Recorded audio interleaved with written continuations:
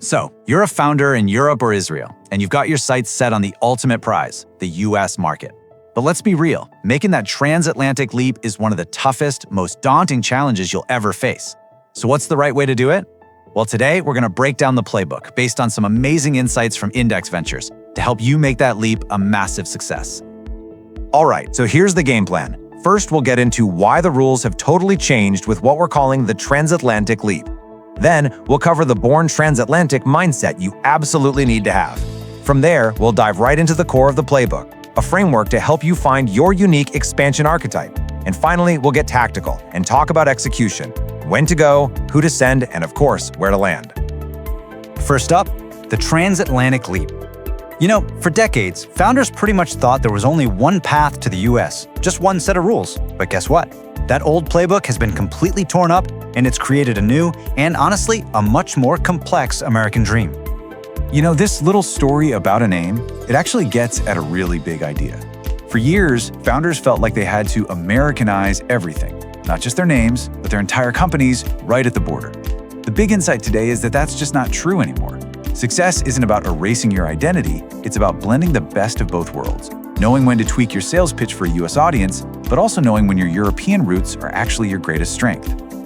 And you know, this way of thinking didn't happen overnight. It's really evolved through three distinct waves. Before 2010, it was all about the transplant era. You literally got to move everything, lock, stock, and barrel. Then the 2010s brought the hybrid approach. The idea was to scale up in Europe first and then expand. But the limits of those models have led us to right now, the born transatlantic era, where you're building for a global market from day one. Okay, so that leads us right into the born transatlantic mindset. And this isn't just some catchy trend. It's a fundamental shift in strategy that really demands a whole new playbook. And this right here, this is the core of it. The question isn't an afterthought anymore. It's not, how do we expand to the US? It's, how do we build a global company from day one? That means US expansion has to be baked into the company's DNA from the very beginning. It's about having the vision and, honestly, the courage to build a company that can compete in the world's toughest market right out of the gate. So what's behind this massive shift? Well, it's really four key things. First, remote work has made distributed teams totally normal. Then you have the AI boom, which is creating this huge gravitational pull of talent and capital towards the US. And this is a big one. A widening spending gap means US companies are just buying more technology faster. All of this is fueling a massive resurgence in Silicon Valley as the undisputed center of innovation. And look, if you need just one number to drive this whole thing home, here it is.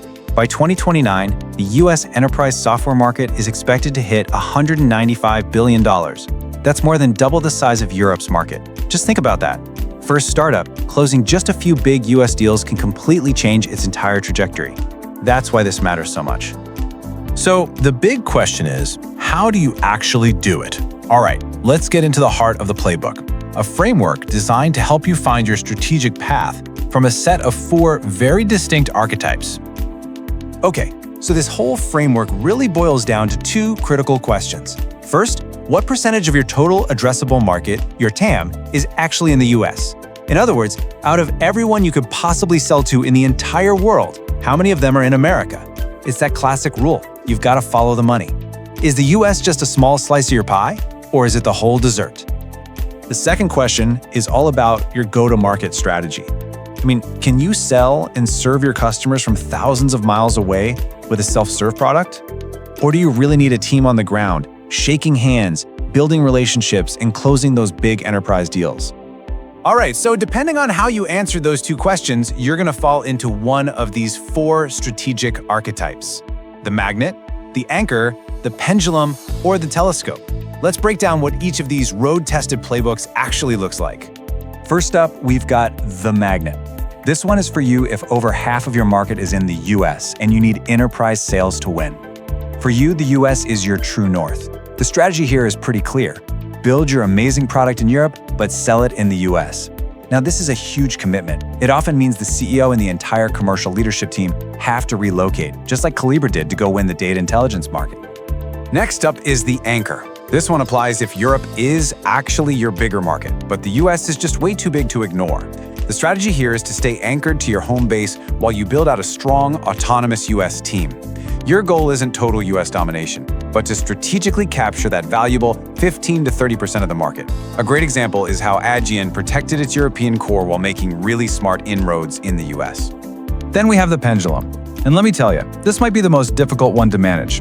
This is for when both Europe and the US are absolutely critical to your success. Your whole organization is forced to swing back and forth between these two centers of gravity. It's a constant balancing act. Leadership, key teams, they eventually spread out across both continents. Spotify is the classic and very complex example of a successful pendulum company. And finally, the telescope. For product-led companies, this is basically the dream scenario. You can capture a massive US market share entirely from a distance using self-serve growth and digital channels. Your core team stays in Europe, which saves a ton on operational costs. The perfect example here is King, which completely conquered the US gaming market with Candy Crush, all while operating from the other side of the Atlantic. Okay, so once you've figured out your archetype, it's time to talk execution. Let's tackle the two absolute make-or-break decisions. When do you actually go, and who do you send to lead the charge? Now, the data on timing is just staggering. A few years ago, only about a third of companies expanded to the US at the seed stage.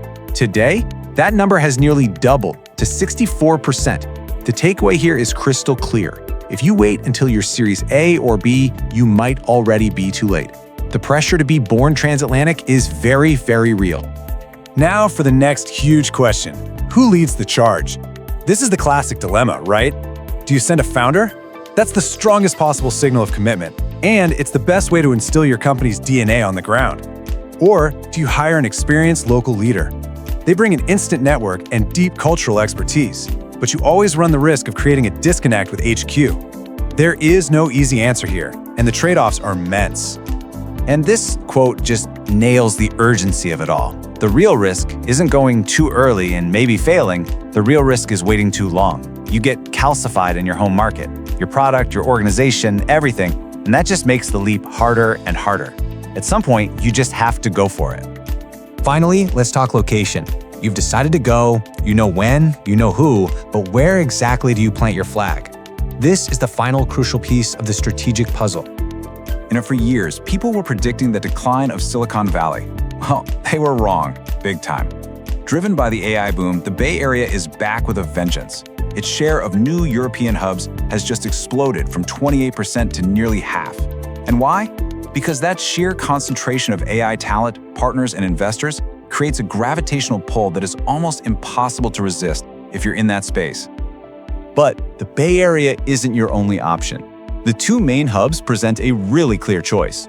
You go to the Bay Area if you're in AI or deep tech and you absolutely need access to that unmatched engineering talent, but you gotta be ready for a brutal time zone difference.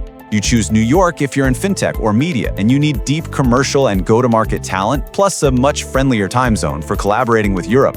Ultimately, the right choice depends entirely on where your customers and your future talent are. So here's the crucial takeaway. The playbook for transatlantic success has fundamentally changed. And while the journey is definitely more complex, the strategic paths are more varied and clearer than ever before. You now have the framework to choose your own. So the only question left is the one on your screen. Are you ready to make the leap?